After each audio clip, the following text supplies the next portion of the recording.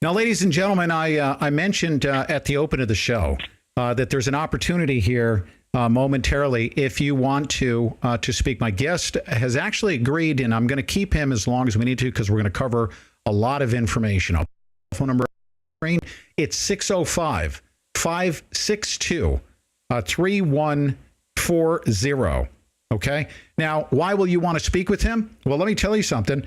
There is a new book published and released as of yesterday, hot off the press. As a matter of fact, the exclusive interview on FoxNews.com with Sean Hannity, Roger Stone, the author of that book, co-author of the book, along with Robert Morrow, the co-author of this bombshell investigation into the Clinton crime syndicate. It's titled The Clintons' War on Women.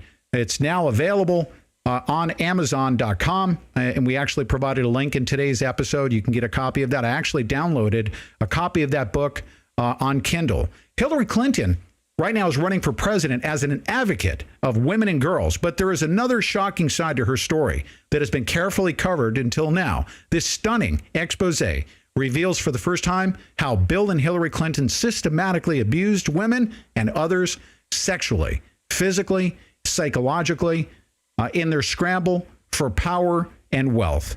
In this groundbreaking book, New York Times bestselling author Roger Stone and researcher and alternative historian Robert Morrow map the arc of Bill and Hillary's crimes and cover-ups. They reveal details about their actions in Arkansas during Bill Clinton's time in the White House, about who really ordered the deadly attack on the Branch Davidian compound in Waco. Wait till you hear some of these details, because I know it's been a little while before since you heard some of these details about how the White House was run, how Hillary Clinton, in fact, was running the White House administration behind the scenes, and how the Attorney General at the time over the Department of Justice calling for the killing of these babies, these children at Waco during Hillary's tenure. While she was Secretary of State, there were some things to expose there, of course, and about their time at the Clinton Foundation and during Hillary's current campaign for president. I'm so honored to have Robert Morrow exclusively to talk about the book. I've had him on before, but Robert Morrow, welcome back to the Pete Santilli Show, sir. Pete, it's an honor to be here. Oh, it's great to have you. And, I've been fighting the fight in my own Pete Santilli kind of talk show host way. And, I have for many years now been after Hillary Clinton because of what I know to be her acts of what I believe to be treason against the United States of America. When I found out about how she acted during Benghazi and how that whole charade throughout that time, that's when I really realized how evil this woman was. And as a result of that research that I did, that's how I came into contact with you. And then I discovered that you have been doing this research as a historian of all things Clinton for many, many years now, if not decades. Is that correct? How long have you been researching the Clintons?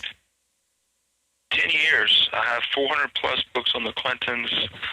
I mean, I say as humbly as I can, I'm one of the nation's top experts on Bill and Hillary Clinton, and I'm glad to offer my expertise to you and your listeners tonight.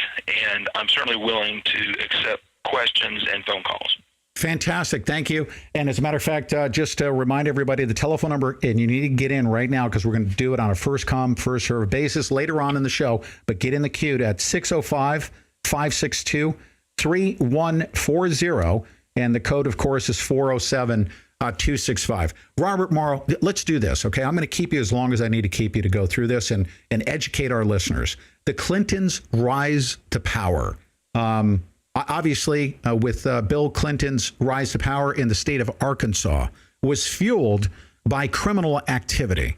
And I found out through people that they were actually involved in drug trafficking. I mean, what is the genesis of that criminal activity? Where did it begin? And is that a factual statement for me to say that it was their political careers were fueled by criminal activity? Yes, Bill Clinton's career has been fueled by criminal activity.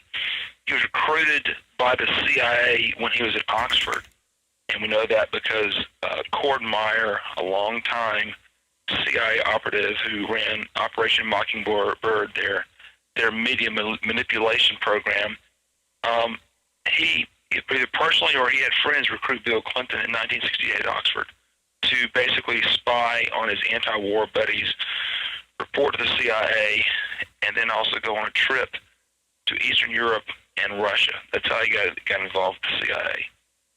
So the story that he gave, just like our current NDAA basketball dribbler in chief, Barack Obama, saying that he's a constitutional attorney and scholar. Is it true that Bill Clinton is not a Oxford Rhodes Scholar? No, he is a Rhodes Scholar. He's a Rhodes Scholar rapist. So Bill Clinton got into Oxford in 1968. He raped a girl named Eileen Wellstone and got kicked out of Oxford in 1969. And pardon if I cough, I have allergies and everything. Oh, that's okay. And so he raped her. And Capitol Hill Blue reported on this in 1999. They found a retired State Department employee who said that we had to kick him out of Oxford. We didn't want a Rhodes Scholar accused of rape. That's his first rape. Eileen Wellstone, age 19. You can Google that. Eileen Wellstone. So his sexual deviancy, very early on, he was abusive to women. How did this convergence take place between he and, at the time, if you look at it, and I don't mean to be critical of Hillary Clinton, but she wasn't the most attractive person way back then. I find her to be more attractive than she was back then. But how did they converge, and how did they come together? And did he sexually abuse her early on? Okay, Bill Clinton may have raped Hillary too. Bill and Hillary met the next year at Yale Law School. After he got kicked out of Oxford, he went on a trip for the CIA. Then he goes to Yale. He meets Hillary there. They start dating. They start living together. He's cheating on her. Even when they really were having sex back in 1970. How many years ago is that from now? Is it like 45 years ago? Wow. So, and then she helps him run for Congress. They're involved in the McGovern campaign in 72. Bill's in Austin, Texas. She's in San Antonio registering voters. Bill's cheating on her then, in 72. Then there's the 1974 congressional campaign that he runs. He runs a fantastic campaign. He has a cult-like following. He almost beats a Republican incumbent named John Paul Hammerschmidt in Arkansas, barely loses. Hillary is on the House Impeachment Committee up in D.C. while he's down in Arkansas campaigning and screwing every single girl he possibly can.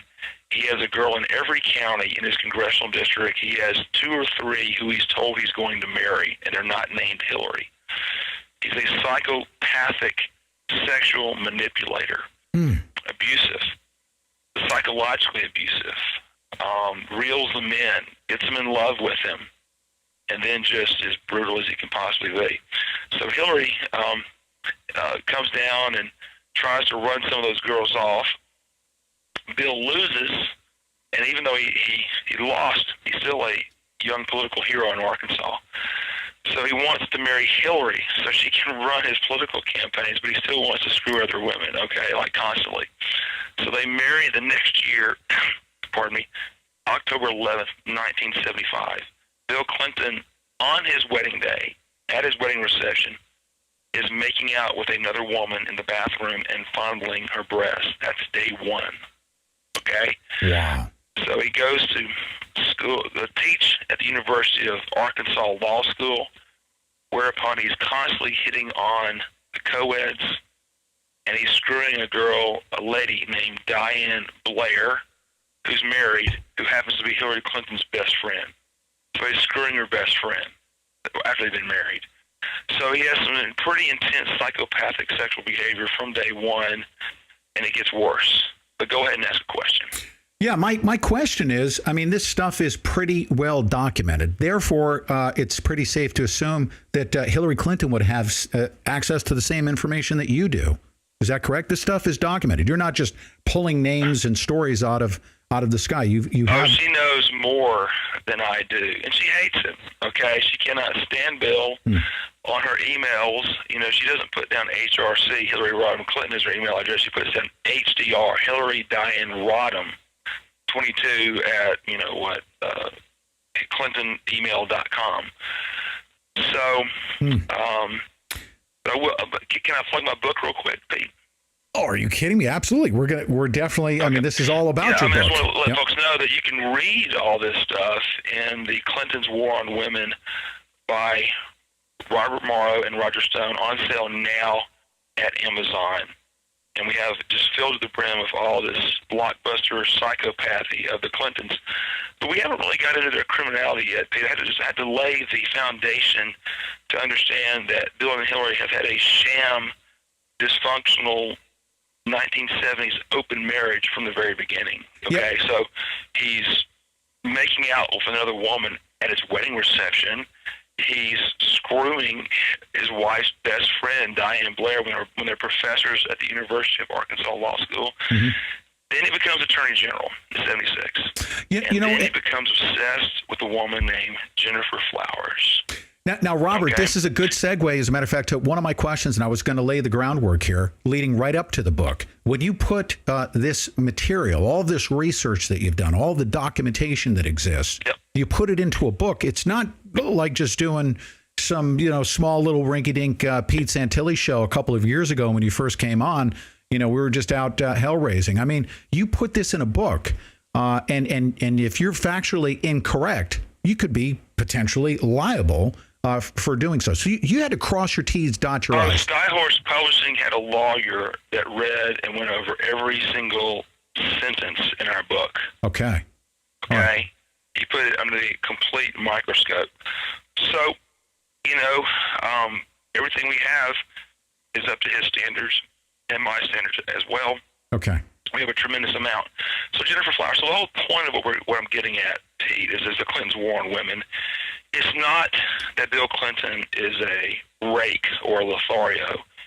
It's that he's a rapist, pervert, a serial sexual predator who rapes women, bites women, exposes himself to women. Then he uses his little phony wife, Hillary, to hire the nasty private detectives to run the terror campaigns, to beat up people, to break into their apartments, to ransack their apartments, death threats to them, death threats to their children, nail gunning their tires, smashing their car windows, killing their cat Bullseye in the case of Kathleen Willey. Yep, Robert, we're going to take a short break here. Okay, when we come back, let's come right out of the gates here, because it does matter, ladies and gentlemen. This is not just picking on Hillary Clinton for political purposes. This is a woman that's running around claiming that she is defending women's rights, and in fact, when we come back, Robert Morrow, give me a rough estimation of how many instances where Bill Clinton has, through his sexual deviancy, abused women, and Hillary was directly right there helping to cover it up. How many instances? Is it one-off? Is it 2, 3 instances?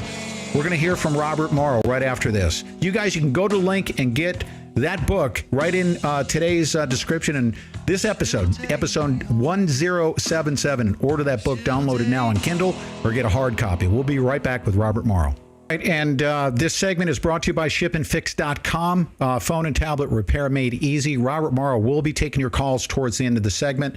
A lot of information to cover. Before we went to the break, I asked Robert a question about the number. This isn't just a one-off. This is a woman now that is at the podium claiming to be defending women's rights with a multi-decade history of, in fact, covering up the sexual abuses, the criminal activity of her husband in their insatiable quest for power and her rise to power that got her to the podium. She's done it for many years. How many women do you think she has known about that were abused by Bill Clinton, and she's helped to cover up the facts surrounding his sexual deviancy?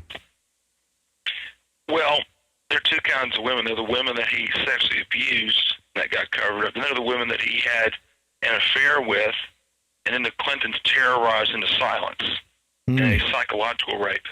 But I'll go ahead and read you a list, probably about 20 people, and here we go. So get ready, folks. I'm going to read you the Clinton rape, terror campaign, sexual assault, and psychological abuse list. Eileen Wellstone, rape, 1969. She's on the record about that.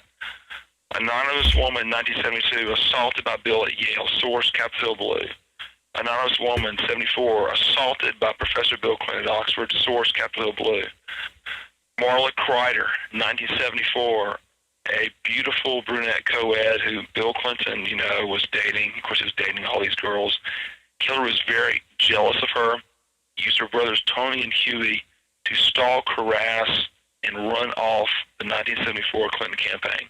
Hillary also made a bunch of anonymous phone calls where you call and hang up, call and hang up, call and hang up. Hillary was obsessed with Marla Kreider. Juanita Broderick, campaign volunteer. Attorney General Bill Clinton raped 1978.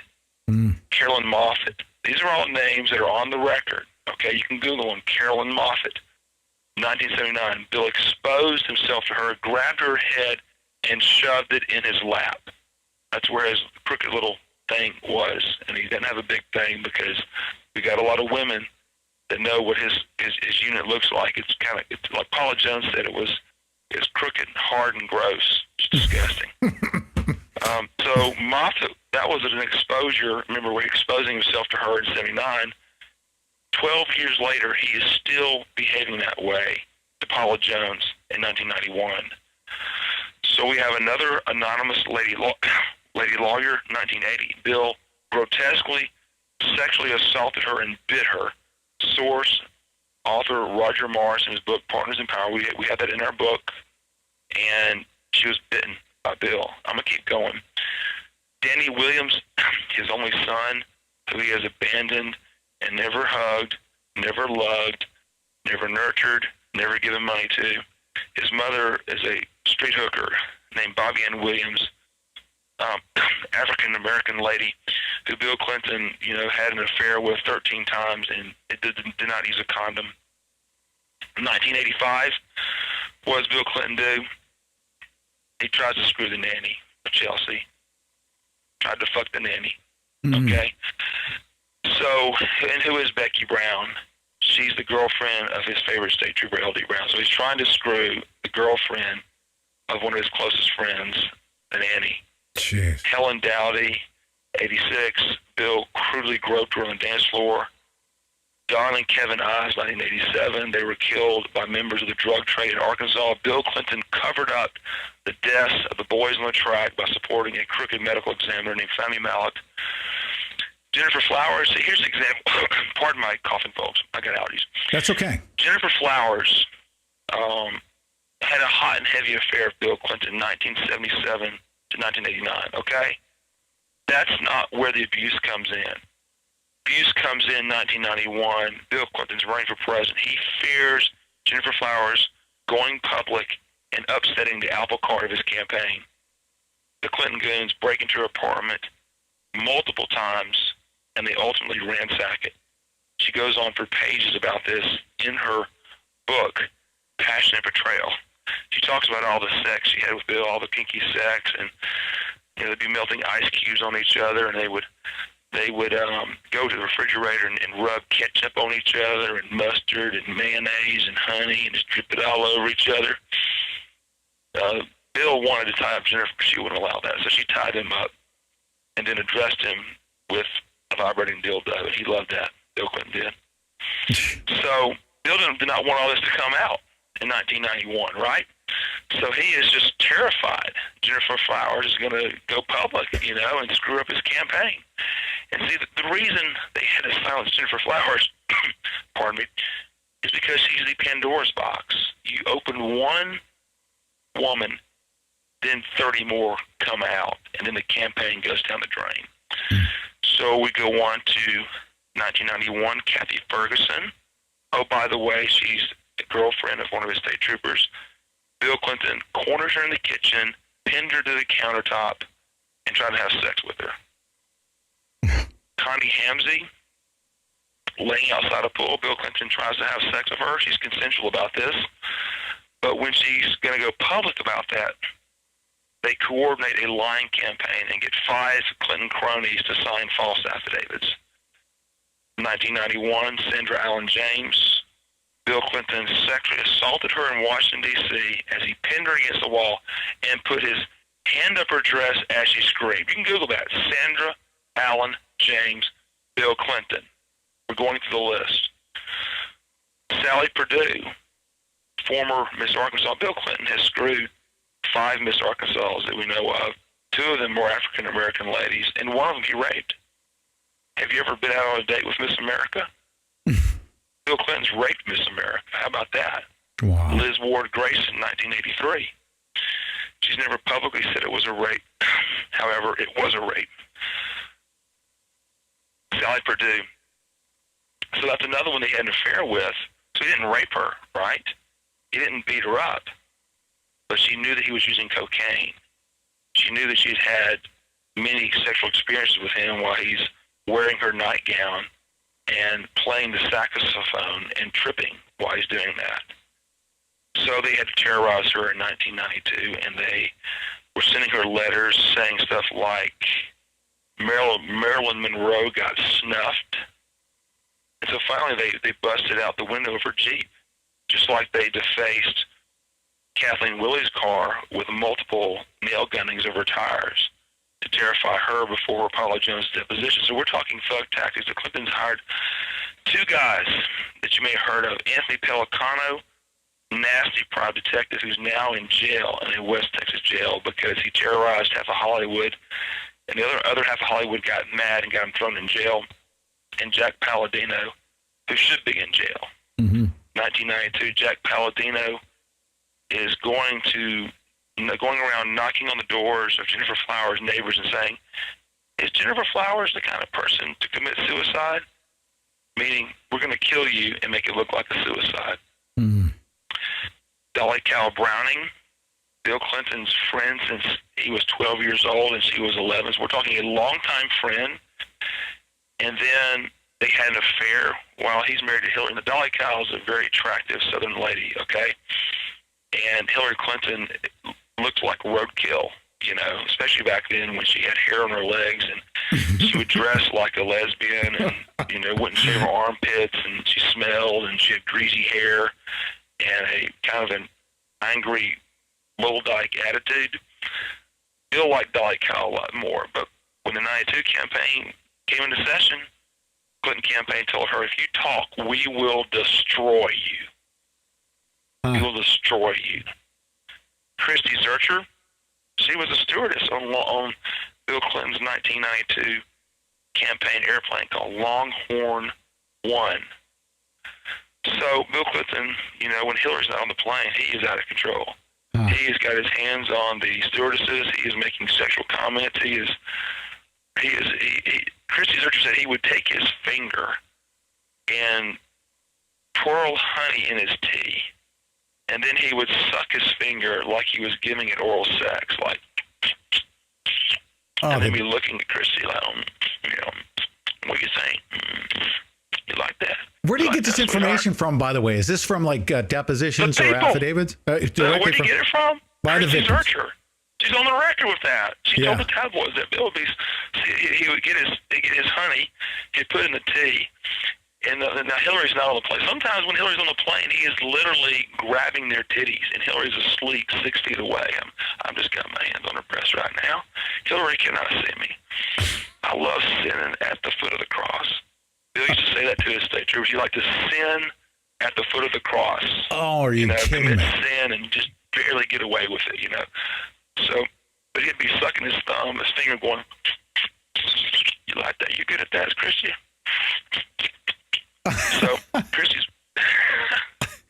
I'm not through yet. So we have a very seriously sexually demented, abusive sex freak who's raped and bit multiple women, Eileen Wellstone, 69, Juanita Broderick, 78, Liz Ward Grayson, 83. Now, how do we know that you raped Liz Ward Grayson? Because she told her best friend, Judy Stokes, that my affair with Bill Clinton was not consensual. It was a rape, as tears rolled down her cheeks. And Judy Stokes told that to the Paula Jones investigators. You know, Ken Starr, who was a special prosecutor, was freaking worthless. The ones doing the real work in the 1990s were the Paula Jones lawyers and investigators that are saying, we're going to take down this sick bastard Bill Clinton. We're going to find the women that he has abused. Ken Starr, God help him, he was doing nothing. So I'm not done yet. We're going to keep going down the list because you asked me to. Oh okay? yeah, no, keep going. Let me know when you finish your list because I have an important question. But go ahead. Yeah, I mean, I'll answer a question about it. But it's an impressive list of the people who they have raped, abused, terrorized, broke into their homes.